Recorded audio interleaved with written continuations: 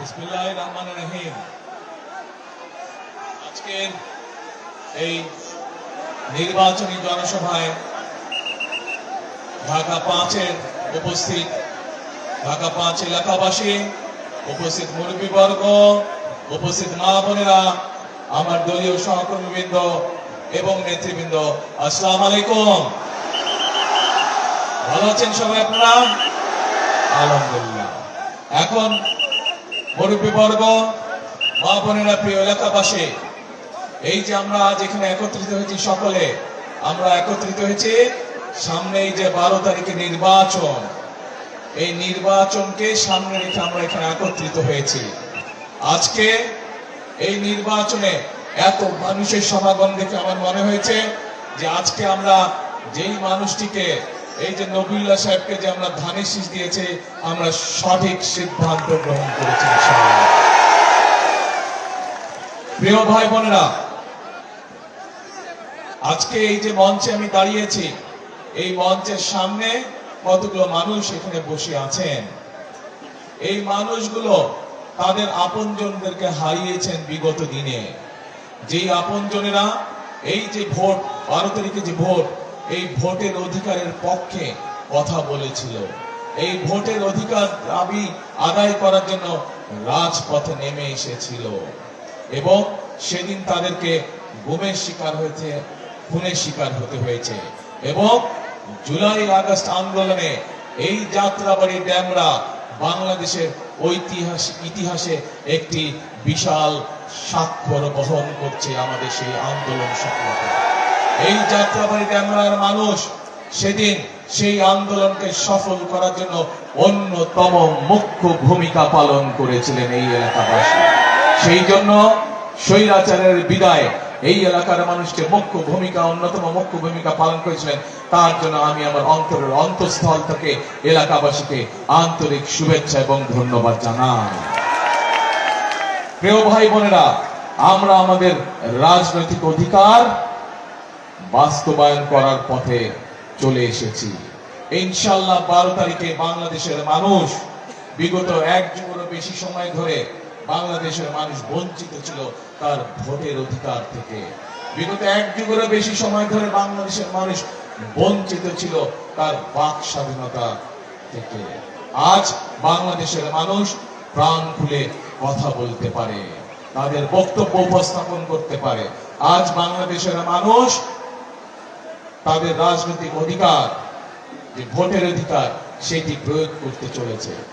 কিন্তু প্রিয় ভাই বোনেরা, শুধু গণতান্ত্রিক অধিকার প্রয়োগ যেরকম জরুরি, কিন্তু শুধু গণতান্ত্রিক অধিকার প্রয়োগ হলেই চলবে না। আমাদের এই বাংলাদেশকে গড়ে তুলতে হবে। দেশকে আমাদের, এই যে মানুষগুলো যারা বসে আছেন, তাদের যে স্বজনরা, কারো ভাই, কারো সন্তান, এইভাবে যে বিভিন্ন আপনজনকে হারিয়েছেন, সেই মানুষগুলোর একটি প্রত্যাশা ছিল। কি সেই প্রত্যাশা?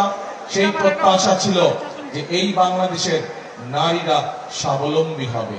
এই বাংলাদেশের মানুষ, সে নারী হোক পুরুষ হোক, তারা নিরাপদে রাস্তাঘাটে চলতে পারবে, ব্যবসায়ীরা নিরাপদে ব্যবসা করতে পারবে, পেশাজীবীরা নিরাপদে চাকরি বাকরি করতে পারবে, এলাকার সন্তানেরা নিরাপদে লেখাপড়া করতে পারবে, এলাকার মানুষ, এলাকার যারা তরুণ, যারা যুবক, যারা পড়ালেখা শেষ করছে, তাদের কর্মসংস্থানের ব্যবস্থা হবে।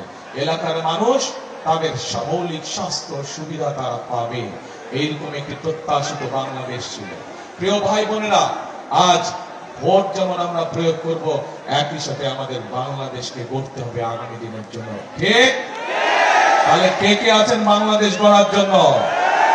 আলহামদুলিল্লাহ, আলহামদুলিল্লাহ, ধন্যবাদ। এখন প্রিয় ভাই বোনরা, দেশকে যদি গড়তে হয়, দেশকে যদি গড়তে হয়, তাহলে অবশ্যই একটি পরিকল্পনা থাকতে হবে। জাতির ভাগ্য যদি পরিবর্তন করতে হয়, তাহলে অবশ্যই কর্মসূচি থাকতে হবে।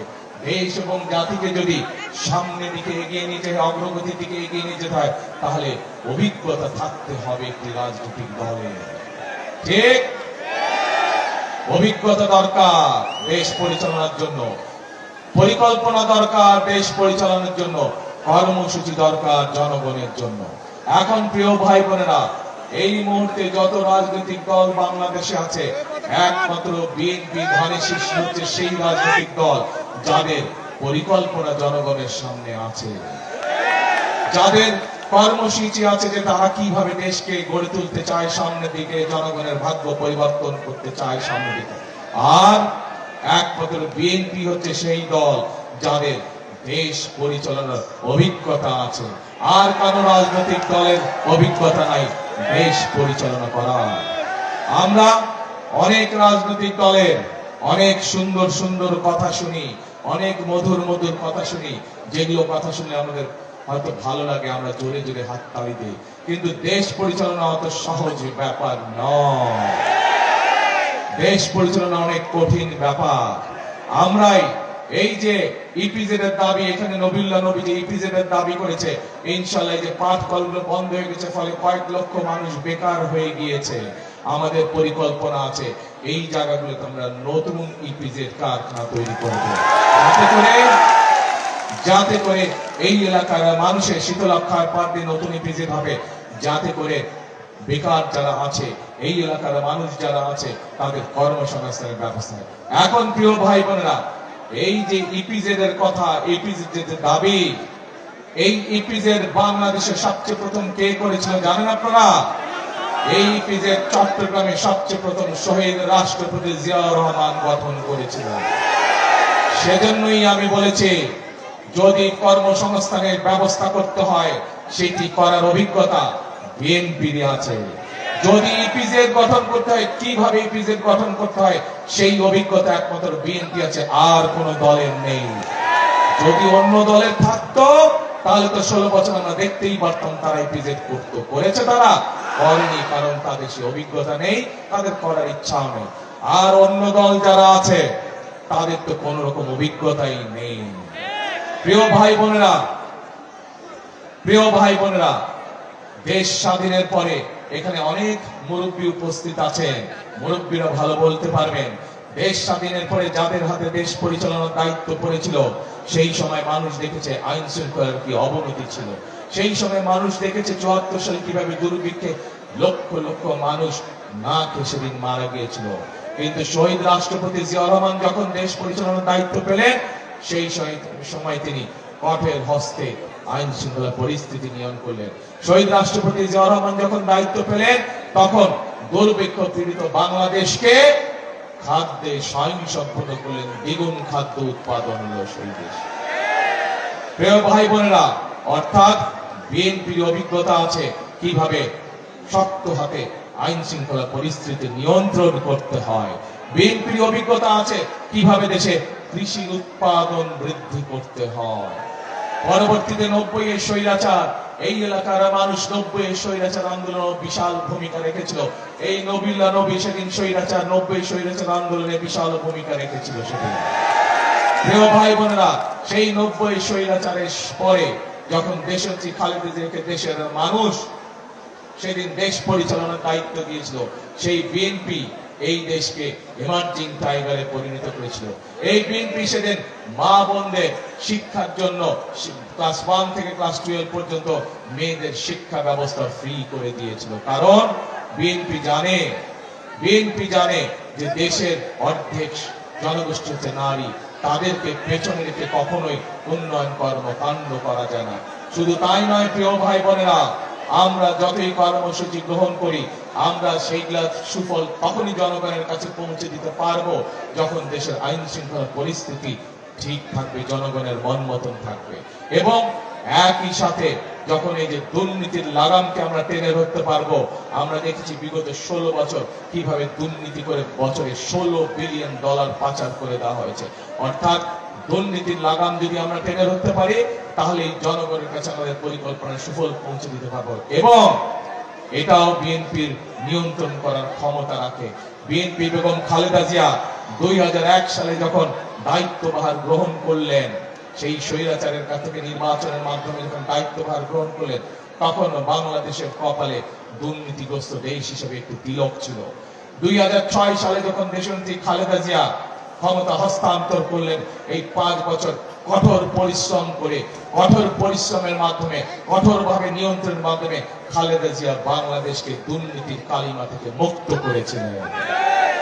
কাজে প্রিয় ভাই বোনেরা, আইন শৃঙ্খলা বলুন, জনগণের কর্মসংস্থান বলুন, দুর্নীতি দমন বলুন, দেশে খাদ্য উৎপাদনের কথা বলুন, মেয়েদের শিক্ষার ব্যবস্থার কথা বলুন, যেটাই বলুন না কেন, প্রত্যেকটি ক্ষেত্রে একমাত্র রাজনৈতিক দল বিএনপির সফলতার কাহিনী প্রত্যেকটি ক্ষেত্রে আছে। কাজে প্রিয় ভাই বোনেরা, আগামী দিন যদি আমাদের বাংলাদেশকে সামনের দিকে গড়ে তুলতে হয়, আগামী দিন যদি এই 20 কোটি মানুষের দেশ বাংলাদেশের শিক্ষা ব্যবস্থাকে গড়ে তুলতে হয়, বেকারদের কর্মসংস্থানের ব্যবস্থা করতে হয়, নারীদেরকে স্বাবলম্বী করে গড়ে তুলতে হয়, প্রত্যেক ঘরে ঘরে চিকিৎসা ব্যবস্থার মৌলিক সুবিধা পৌঁছে দিতে হয়, তাহলে বিএনপি ধানের শীর্ষে হচ্ছে একমাত্র দল, যেই দল দেশ পরিচালনার দায়িত্ব পেলে ধীরে ধীরে দেশের মানুষের সমস্যার সমাধান হতে থাকে। যেই দল দেশের দায়িত্ব পেলে ধীরে ধীরে দেশ সামনের দিকে এগিয়ে যেতে থাকে। প্রিয় ভাই বোনেরা, আপনারা এর মধ্যেই দেখেছেন আমরা পত্র পত্রিকা সহ জনসভা সহ আমরা দেশের জনগণের সামনে আমাদের আগামী দিনের কর্মসূচি পরিকল্পনা আমরা উপস্থাপন করেছি। আমরা বলেছি বাংলাদেশের মা বোনদেরকে স্বাবলম্বী করার জন্য আমরা ফ্যামিলি কার্ড দিব সকলের কাছে, ঘরে ঘরে, সেটি গ্রামে হোক শহরে হোক, খেটে খাওয়া পরিবার যেগুলো আছে তাদের সকলের মা বোনদের কাছে, সকল গৃহিণীদের কাছে, মায়েদের কাছে আমরা ফ্যামিলি কার্ড পৌঁছে দিব। একইভাবে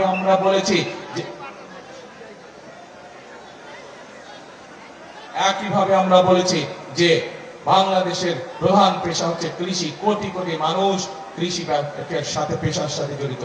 এখানেও আপনারা যারা আজ উপস্থিত আছেন, কোনো না কোনো বাংলাদেশের গ্রামে গঞ্জে আপনাদের পরিবার, আত্মীয় স্বজন, বন্ধু বান্ধব আছে যারা কৃষি পেশার সাথে জড়িত আছে না? আপনাদের মধ্যে অনেকে প্রত্যক্ষ বা পরোক্ষ ভাবে কৃষি পেশার সাথে জড়িত, আপনাদেরও গ্রামগঞ্জে জমি জমা আছে অনেকেরই। প্রিয় ভাই বোনেরা, আমরা বলেছি এই কৃষক ভাইদেরকে সহযোগিতা করার জন্য আমরা কৃষক ভাইদের কাছে কৃষি কার্ড দিব, যার মাধ্যমে আমরা সরকারের সকল সুযোগ সুবিধা কৃষকদের জন্য সরাসরি কৃষক ভাইদের কাছে পৌঁছে দিব।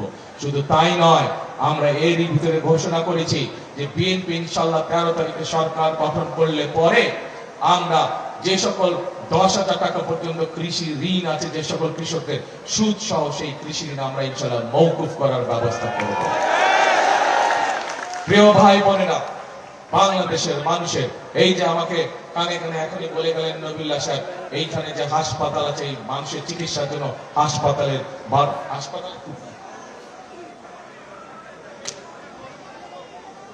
এখানে মেডিকেল হসপিটালের প্রয়োজন এবং মাতৃসদনের প্রয়োজন। আমরা আগেই বলেছি এই জরুরি কাজগুলো ইনশাআল্লাহ ধীরে ধীরে পর্যায়ক্রমিক ভাবে আমরা বাস্তবায়ন করব, যাতে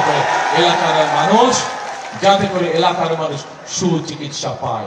এবং শুধু তাই নয়, সারা বাংলাদেশে গ্রামগঞ্জ শহরের মানুষ যাতে মৌলিক স্বাস্থ্য সেবা পায়, সেই জন্য আমরা সারা বাংলাদেশে 1 লক্ষ স্বাস্থ্যকর্মী নিয়োগ করতে চাই, যারা ঘরে ঘরে গিয়ে মা বোনদেরকে চিকিৎসা সুবিধা দিবে, ঘরে ঘরে গিয়ে মা বোনদেরকে, শিশুদেরকে যারা চিকিৎসা পরামর্শ দেবে, ছোটখাটো অসুখ বিসুখ ঘরে বসেই তারা ইনশাআল্লাহ ঠিক করে দিবে, মা বোনদেরকে সুস্থ করে দিবে। প্রিয় ভাই বোনেরা, আমরা আরো বলেছি যে আমরা আমাদের দেশের বেকার যুবক এবং তরুণদেরকে বিভিন্ন ভাবে আমরা দক্ষ মানুষে পরিণত করতে চাই। আমরা প্রতি এলাকায় ভোকেশনাল ইনস্টিটিউট, ট্রেনিং ইনস্টিটিউট এবং যারা কম্পিউটারে কাজ করে তাদেরকে বিভিন্ন ট্রেনিং প্রোগ্রামের মাধ্যমে তাদেরকে দক্ষ করে গড়তে চাই, যাতে করে তারা দেশেই হোক বিদেশি হোক তারা তাদের কর্মসংস্থানের ব্যবস্থা করে ফেলতে পারে, অথবা ছোটখাটো ব্যবসা বাণিজ্য গড়ে তুলতে পারে। শুধু তাই নয়, আমাদের প্রায় 1.5 কোটি প্রবাসী বিদেশে বসবাস করে। আরো পরবর্তীতে যারা বিদেশে যাবে তাদেরকে অনেককেই আমরা অতীতে দেখেছি যে বিদেশে যাওয়ার সময় টাকা পয়সার অর্থ সংকটের কারণে অনেক সময় বাপ দাদার জমি বিক্রি করতে হয়। ইনশাআল্লাহ আগামীতে বিএনপি সরকার গঠন করলে যে সকল আমাদের ভাইরা বিদেশে যাবে, ট্রেনিং নিয়ে যারা বিদেশে চাকরির জন্য যাবে, তাদেরকে যাওয়ার খরচের জন্য আমরা ক্ষুদ্র একটি ঋণের ব্যবস্থা করে দিব স্বল্প সুদে,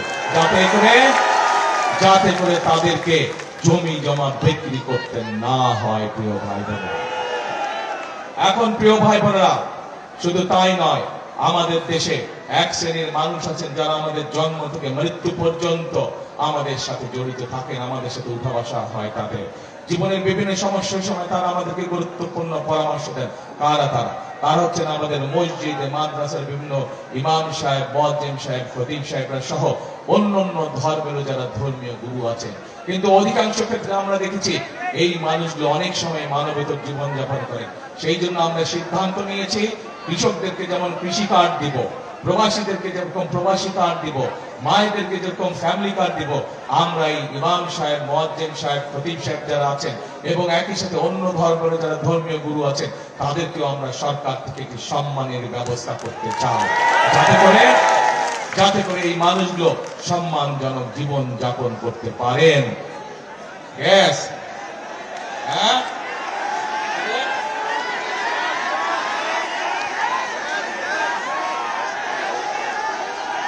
এখন আসেন, আসে না সরকার কাছে আগের যে সরকার ছিল ওই সরকার বিদেশ থেকে তাদের নিজেদের লোকজনের যাতে ফুটি পাইস কামাই হয় এই জন্য বিদেশ থেকে গ্যাস নিয়ে আসতো, কিন্তু দেশের মধ্যে নতুন গ্যাস খনি তারা বের করে নাই।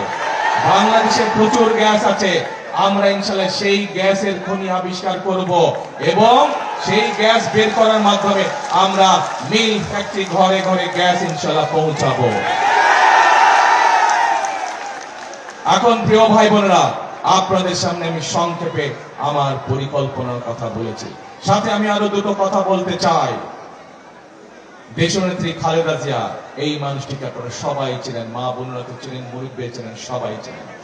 এই মানুষটিকে কিভাবে বিগত স্বৈরাচার সরকার জেল জুলুমের শিকার তাকে হতে হয়েছে আপনারা দেখেছেন। এই মানুষটিকে বলা হয়েছিল যে আপনি বিদেশ চলে যান, জেল জুলুম কিচ্ছু হবে না, কিন্তু এই মানুষটি বলেছিলেন এটি আমার প্রথম, এটি আমার শেষ ঠিকানা বাংলাদেশ, এবং এই বাংলাদেশের যত মানুষ আছে এরাই হচ্ছে আমার পরিবার, এরাই হচ্ছে আমার আপনজন, এদেরকে ছেড়ে আমি কোথাও যাব না। প্রিয় ভাই বোনেরা, খালেদা জিয়ার মৃত্যু শেষ দিন পর্যন্ত, শেষ নিঃশ্বাস পর্যন্ত উনি এই দেশের মানুষকে ছেড়ে কোথাও যান না, এই দেশের মাটি ছেড়ে উনি কোথাও যান না। প্রিয় ভাই বোনেরা, আপনার আমাদের সকলের প্রথম এবং শেষ ঠিকানা কোনটা? এই বাংলাদেশ।